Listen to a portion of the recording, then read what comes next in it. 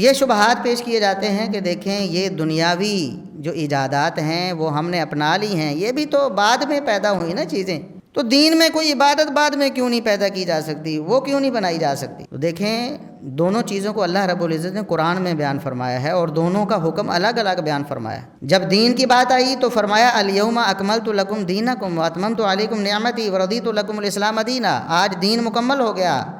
نعمت تمام ہو گئی، اللہ رب العزت نے اسلام کو بطور دین تمہارے لیے پسند کر لیا ہے۔ یعنی دین کی جب بات آئی تو اس کی تکمیل کی بات کی گئی، اس کو کامل قرار دیا گیا کہ اس میں اب کوئی کمی بیشی نہیں ہونے والی۔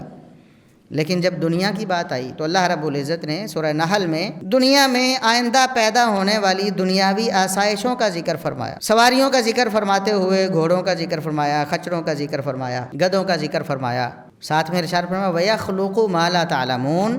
اللہ رب العزت بعد میں قیامت سے پہلے ایسی ایسی چیزیں بھی پیدا کرے گا دنیاوی آسائشوں کی، سواریوں کی، جنہیں تم نہیں جانتے۔ یعنی دنیا میں اللہ رب العزت نے فرمایا کہ ترقی ممکن ہے، اس میں ایجادات ہوں گی، اس میں اضافہ ہوگا۔ دین کے بارے میں فرمایا کہ اس میں کوئی اضافہ نہیں، ختم، مہر لگ گئی محمد رسول اللہ صلی اللہ علیہ وسلم کی تو بس ختم۔ کبھی اللہ رب العزت نے نہیں فرمایا کہ دنیا کے جو آسائشیں پیدا کرنے والے سائنسدان ہیں، موجد ہیں، وہ اب نہیں آئیں گے۔ اس کے بارے میں تو فرمایا اللہ نے کہ اب پیدا ہوتی رہیں گی ایسی چیزیں، ایجادات ہوتی رہیں گی، لیکن دین کے بارے میں فرمایا محمد الرسول اللہ صلی اللہ علیہ وسلم خاتم النبیین والمرسلین ہیں، آپ کے بعد کوئی نبی اور رسول نہیں آئے گا۔ اور اتنی سختی فرما دی، لا نبی بعدی، خبردار میرے بعد کسی قسم کا کوئی نبی نہیں۔